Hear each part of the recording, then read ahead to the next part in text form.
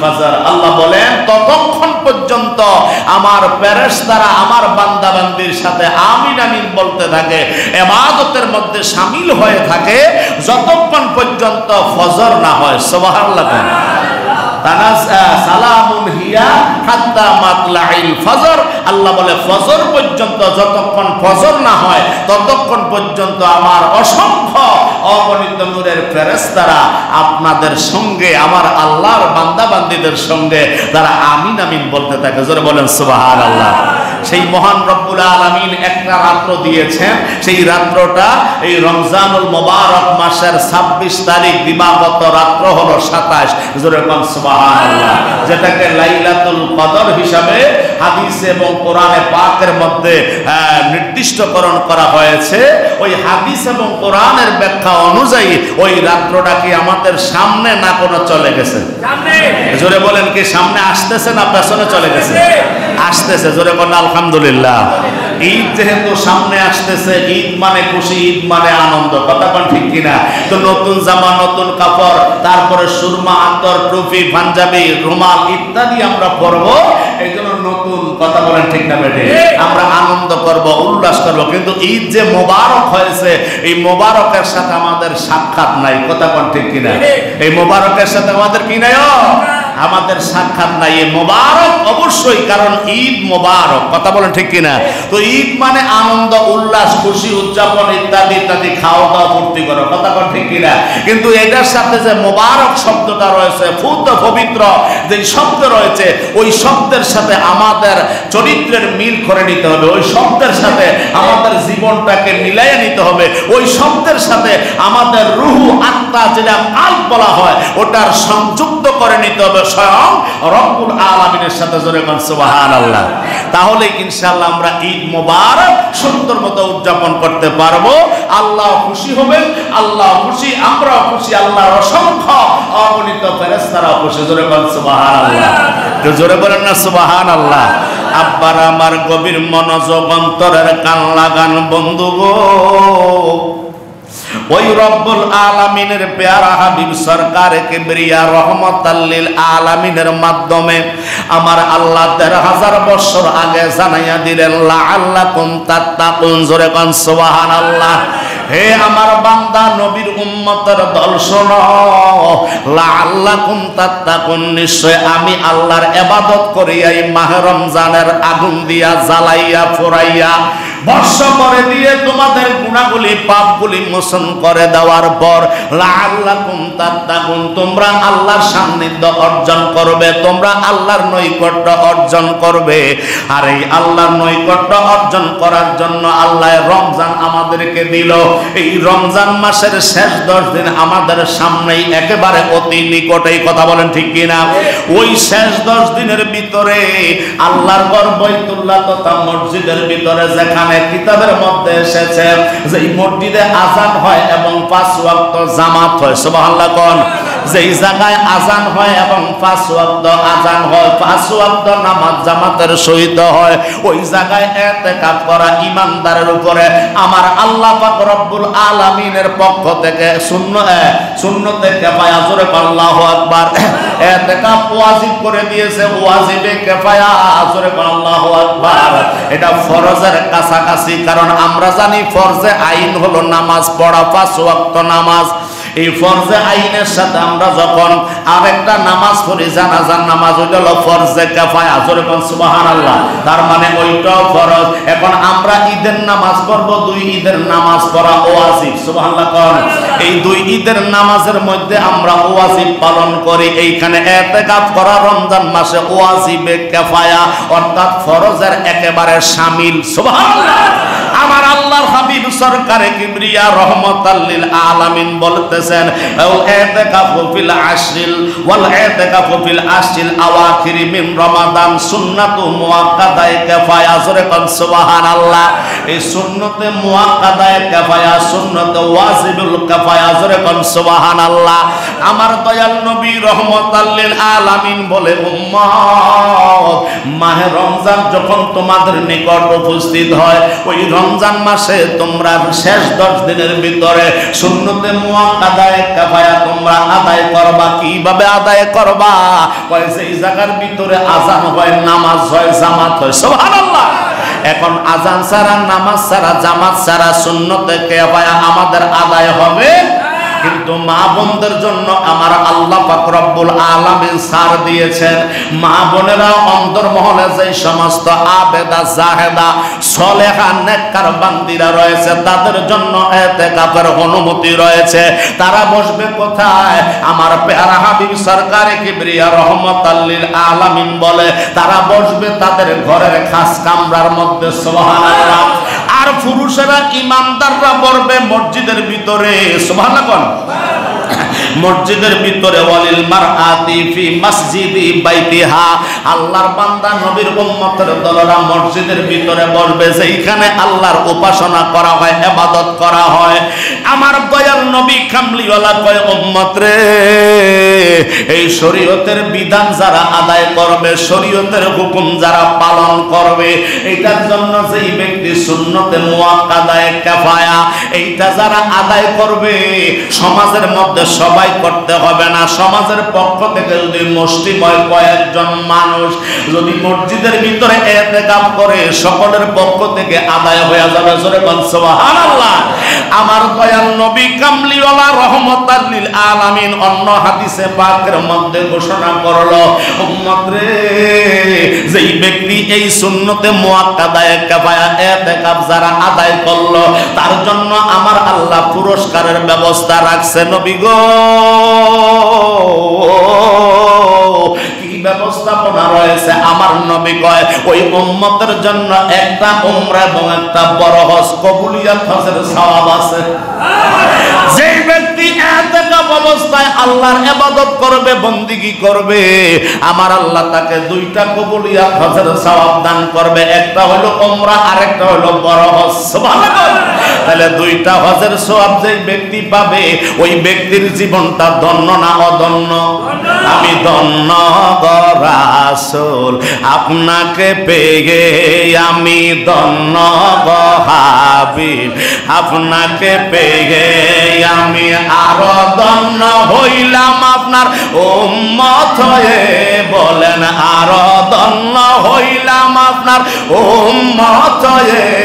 আমি ধন্য গো হাবিব, আপনাকে পেয়ে। বলেন না, আমি ধন্য গো হাবিব, আপনাকে পেয়ে আমরা আরো ধন্য হইলাম আপনার উম্মত হয়ে।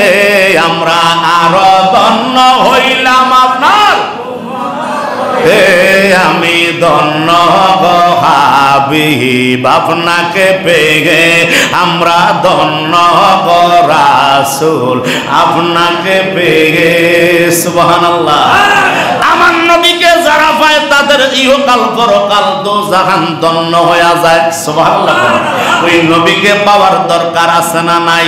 ওই নবীকে পাইতে হলে সুন্নতে মুআক্কাদায়ে কিফায়া আদায় করা দরকার আছে না নাই? আগামী রবিবার, আজকে হলো গত 18, আজকে গতকালকে গেল সাহাবায়ে বদরের 17 রমজান। ইসলামের প্রথম যুদ্ধ রমজানে হয়েছিল 17 রমজান সাহাবায়ে বদরে। ওই বদরের যুদ্ধের তলোয়ার ছিল একমাত্র আরবের খেজুর গাছের ডাল। সুবহানাল্লাহ। আরবের খেজুর গাছের ডাল সাহাবায়ে কেরামরা নবী কামলিওয়ালা টান দিয়ে একটা ফু মুবারক দিয়া সাহাবীদের হাতে ধরায় দিত, এটা তলোয়ার কাজ করতে। সুবহানাল্লাহ। এত সুন্দর রে বাবা। ওই সাহাবায়ে বদরি গেল গত রাত্রে, গত রজনীতে। যারা পারছে, যারা মানছে, যারা বুঝতে পারছে, ইবাদত করার চেষ্টা করেছে, ঠিক কিনা বলেন? আল্লাহর গোলামি নবীর সুন্নতের উপরে যেই কোনো সময় আমল করা যায়, তবে বিশেষ কিছু দিন আছে, বিশেষ কিছু দিবস আছে বৎসরে। ওই দিনগুলোতে আশেকগণ, প্রেমিকগণ, নবীর আশেকেরা আল্লাহর ইবাদত বেশি বেশি করে। জোরে কোন সুবহান।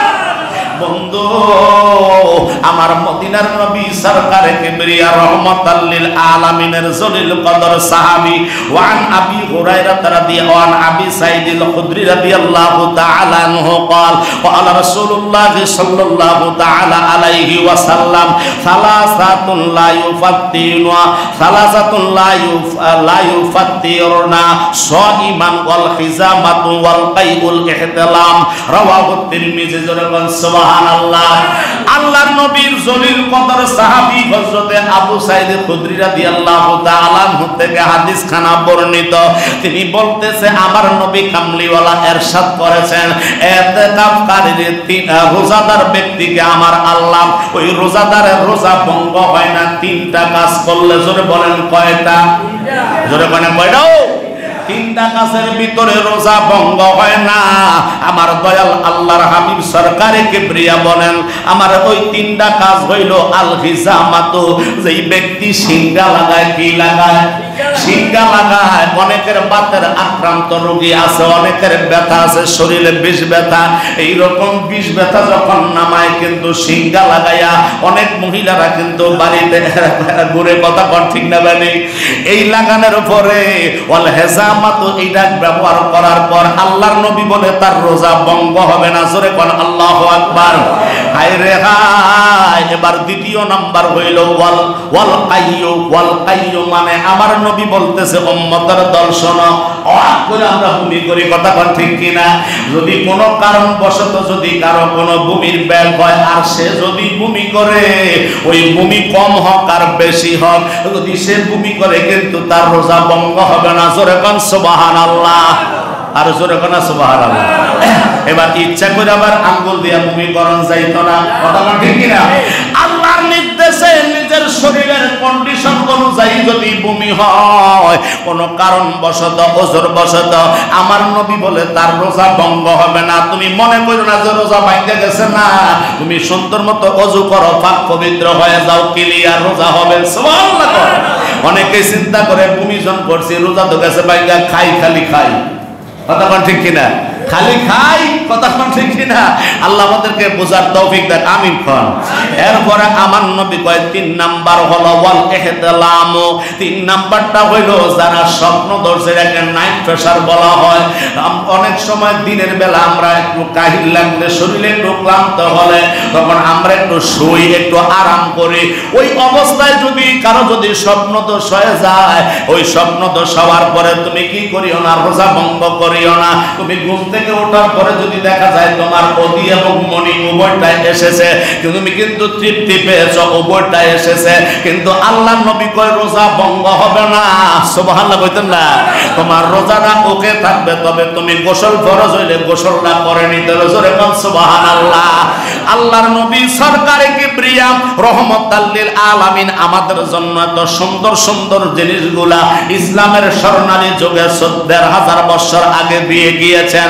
ওই জিনিসগুলা যদি আমরা বর্তমানে মানি তাহলে আমাদের জন্য লাভ না লস জোরে কোন আব্বারা লাভ না লস ওয়ান আয়েশা আন্নান নবী সাল্লাল্লাহু তাআলা আলাইহি ওয়াসাল্লাম আল্লাহর নবীর জলিল কদর সাহাবী মহিলা সাহাবী আম্মাতুল মুমিনিন হযরত মা আয়েশা আমাদের মা নবীজির স্ত্রী সুবহানাল্লাহ উনি বলতেছেন ইয়াতাকিফুল আশরাল আওয়াখির মিন রমাদান হাত্তা তাওয়াফাহুল্লাহু সুম্মা তাকাফা আজওয়াজাহু মিন বাদিহি মুত্তাবাকুন আলাই রে রমজান মাসের শেষের দিক যখন চলে আসতো আমার দয়াল নবী এমন ভাবে লুঙ্গিরে কোমরের মধ্যে বাঁধতো সুবহানাল্লাহ অর্থাৎ এমন ভাবে বাঁধা মানে লুঙ্গি গিটা দিয়ে আবার মাজা কাটটা লাওন এমনটা নয় রমজানের শেষ 10 দিন আসলে উম্মাতুল মুমিনিন আয়েশা রাদিয়াল্লাহু তাআলা আনহা বলে আমার নবী ইবাদতের ভিতরে এত বেশি লিপ্ত হয়ে যাইতো যা অন্য কোন মাসে দেখা যাইতো না জোরে কোন সুবহানাল্লাহ আমার দয়াল নবী যেই কাজ করে উম্মতে মুহাম্মাদিকে করার জন্য নির্দেশ দিল ওই কাজটা আমরা উম্মত হইয়া করার দরকার আছে না নাই তাহলে এই মাসের ভিতরে ইবাদত করলে লাআল্লাকুম তাত্তাকুন, আগেই বলেছি, আগেই আল্লাহ ইন্ডিকেট করে দিয়েছেন তোমরা আল্লাহর নৈকট্য অর্জন করতে পারবে। আল্লাহ কবুল করো। জোরে জোরে কোন আমিন, আরো জোরে জোরে কোন না আমিন। ওয়ান ইবনে আব্বাস রাদিয়াল্লাহু তাআলা আনহু قال قال في المعتكف هو يعتكف الذنوب ويزري له من الحسنات كعامل الحسنات كلها رواه ابن ماجه। জোরে কোন সুবহানাল্লাহ। আমার নবী রাহমাতাল লিল আলামিনের জলিল কদর সাহাবী হযরত ইবনে আব্বাস রাদিয়াল্লাহু তাআলা আনহু বর্ণনা করে, আমার নবী বলে যারা ইতিকাফ করে, যারা ইতিকাফকারীদের সম্পর্কে নবী যখন আলোচনা করলেন, এক ব্যক্তি এসে আল্লাহ নবী কামলিওয়ালা রাহমাতাল লিল আলামিনের ব্যাপারে জিজ্ঞাসা করলো, নবী গো, ইয়া রাসূলুল্লাহ, ইয়া হাবিবাল্লাহ, গুনাহ সমূহ হতে তারা বিরত থাকে। আমার নবী কয়, উম্মতের দল শোনো রে, যেই ব্যক্তি ইতিকাফ করে তার সমস্ত গুনাহ আল্লাহ maaf করে দেয়, কারণ ওই ব্যক্তিটা মসজিদে বসে বসে আল্লাহর ইবাদত করবে, নবীর দুরূদ শরীফ পড়বে, তাসবিহ তাহলিল পড়বে, ইবাদত বندگির মধ্যে লিপ্ত থাকবে, সে দুনিয়ার সমস্ত ফাহিশা কর্ম থেকে সে বিরত থাকে। জোরে বল সুবহানাল্লাহ। এই জন্য আমার নবী কয়, ওই ব্যক্তি গুনাহ থেকে বাঁচা থাকার কারণে পৃথিবীর জমিনে যত আল্লাহর বান্দা বান্দি রয়েছে, সুবহানাল্লাহ, পৃথিবীর জমিনে আল্লাহ যত বান্দা বান্দি আছে, সমস্ত নেক আমলকারী সালেহিন ব্যক্তিরা যত আমল করবে, ওই আমলের সমপরিমাণ নেক আমার আল্লাহ ওই ইতিকাফকারীর আমল নামায় দান কইরা দেয়। মাওলারে তোর পাক নামের দোহাই, ওরে গুনার বোঝা মাথায় নিয়া উপার আমার নাই রে, মাওলারে তোর পাক নামের দোহাই। জোরে আল্লাহু আকবার। তাহলে যেই ব্যক্তি মসজিদে ইতিকাফ করবে, আল্লাহর হাবিব বলতেছে পৃথিবীর জমিনে যত মুমিন মুমিনাত রয়েছে, সমস্ত মুমিন মুমিনাত নেক আমল করে যতটুকু আল্লাহর দরবার থেকে নেক পেয়েছে, ওই ইতিকাফকারীওয়ালা ব্যক্তিদেরকে আল্লাহ অতটুকু সওয়াব দিয়ে দেন। লাভের কথা না লসের কথা? জোরে বলেন, লাভ না লস? এই লাভের কাজটা আমাদের করার দরকার আছে না নাই? আল্লাহ আমাদেরকে করার তৌফিক দেন। সকলে বলুন আমিন। ওয়ান ইবনে আল্লাহর হাবিবের জলিল কদর সাহাবী আরেকজন সাহাবী হযরত মায়েশা, উনি বলতেছেন, ওয়ানহা ক্বালাত আস-সুন্নাতু আলাল মুতাকিফি আল্লাহ ইয়াউদু মারিদান ওয়ালা ইয়াশহাদু জানাজাতান ওয়ালা ইয়ামাসসু ওয়ালা ইয়াসাম ওয়ালা ইয়া মুসার মারআতা ওয়ালা ইউবাশিরাতা ওয়ালা ইউবাশিরাহা ওয়ালা ইয়াখরুজা লিহাজাতিন ইল্লা লিমা লা বুদ্দা মিনহু। জোরে কোন সুবহানাল্লাহ। আল্লাহর নবীর জলিল কদর সাহাবী হযরতে মা আয়েশা রাদিয়াল্লাহু তাআলা আনহা অন্য হাদিসে মোবারকার মধ্যে বর্ণনা করলেন। কি বর্ণনা করে? তিনি বলতেছে, আমার ইতিকাফকারীদের জন্য আমার মদিনার নবী একটা উত্তম একটা ঘোষণা দিয়েছেন। কি ঘোষণা? তারা কোন রোগী দেখতে যাইতে পারবে না। যারা ইতিকাফের মধ্যে বসবে, তিনটা ঘোষণা এখানে দেওয়া হয়েছে হাদিসে মোবারকায়। যারা ইতিকাফে বসবে তারা কোন অসুস্থ ব্যক্তিকে দেখতে যেতে পারবে না। এরপরে দ্বিতীয়টা হলো, আমার নবী বলে দিয়েছে তারা কোন জানাজার নামাজে উপস্থিত হতে পারবে না। তৃতীয়টা হলো, তাদের স্ত্রীদেরকে তারা স্পর্শ করতে পারবে না, তাদের সাথে সঙ্গম করতে পারবে না। তাহলে এই তিনটা কাজ থেকে বিরত থাকার দরকার আছে না নাই? জোরে কন্যা আছে না নাই? আল্লাহ আমাদেরকে যারা ইতিকাফে বসবে, আল্লাহ যেন ওনাদেরকে কথাগুলি মানার তৌফিক দেন। সকলে বলুন আমিন। আরো জোরে বলেন আমিন। আল্লাহর হাবিব সরকারে কিবরিয়া রাহমাতাল লিল আলামিনের জলিল কদর সাহাবী হযরতে আবু হুরায়রা রাদিয়াল্লাহু তাআলা আনহু থেকে হাদিস খানা বর্ণিত।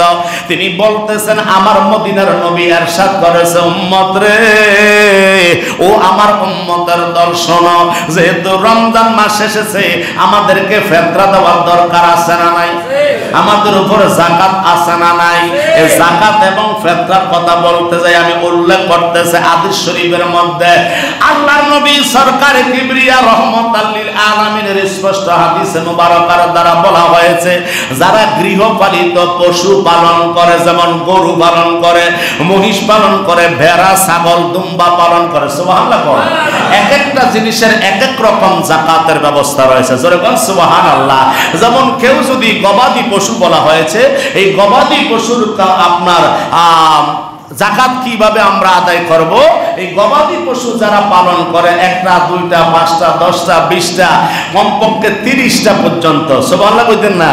যেই ব্যক্তি 30টা গবাদি পশু তথা গরু পালন করবে, ওই 30টা গরুর জন্য 1 বছর তার আন্ডারে থাকার কারণে এইগুলা মাঠের মধ্যে ছড়াইয়া ছিটাইয়া ছাইরা দেয় না, এইগুলাকে নিজে ক্রয় করে খাবার খাওয়ায়, ওইগুলা দুধ দহন করে বিক্রি করে, সার বিক্রি করে, অর্থাৎ গোবর।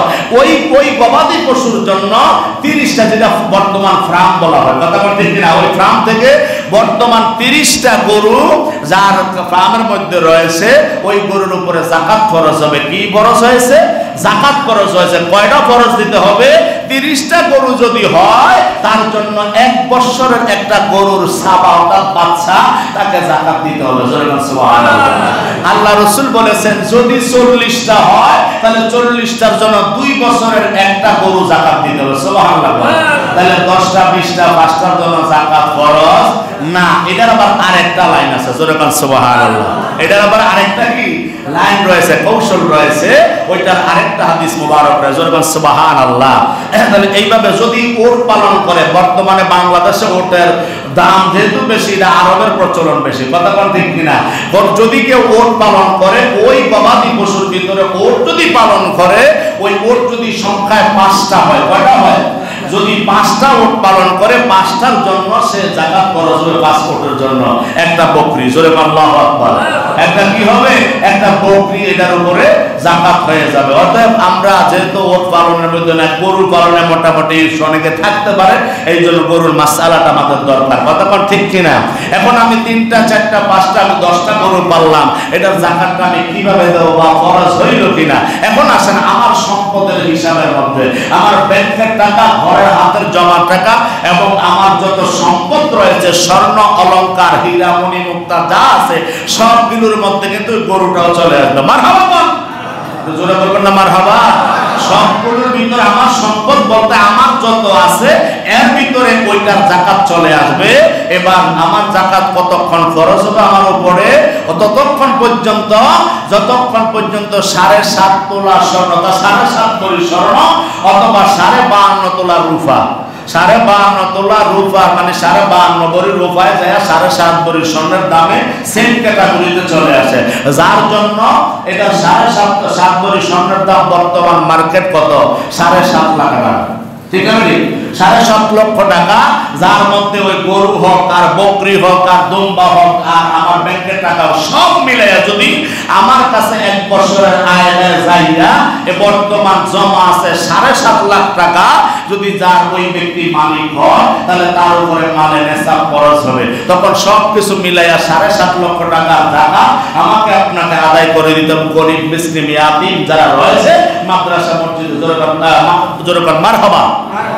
অর্থাৎ কত করে দিব? লাখ। আর যদি শতকরা 2.5 টাকা শরীয়তের যাকাত, শতকরা 2.5 টাকা যাকাত হিসাবে 1 লক্ষ টাকায় 2.5 টাকা। 1 লক্ষ টাকায় কত? 2.5 টাকা। লাখে 2.5 টাকা যাকাত দিয়ে দিতে হবে। ফিতরাত, এটা হলো যাকাতের হিসাব। বুঝতে পারছেন তো? তাহলে যাকাত ক্লিয়ার তো ইনশাআল্লাহ। অর্থাৎ কেউ যদি ওরকম ধরনের বড় বিজনেসম্যান না হয়, গরু এতটা আছে আমার নাই, কম আছে, কম হলে সব মিলাই এক কামাত হিসাব হয়ে যাবে, এটার জন্য 2.5 টাকা করে যাকাত দেব। মারহাবা কর। আচ্ছা, এবার আসেন আমাদের বর্তমান ফিতরা। বর্তমান এটা কিন্তু গরিব ইয়াতীম মিসকিনের হক, কথা কোন ঠিক কিনা? অতএব এই ফিতরার টাকাটা আমাদেরকে আদায় করতে হবে।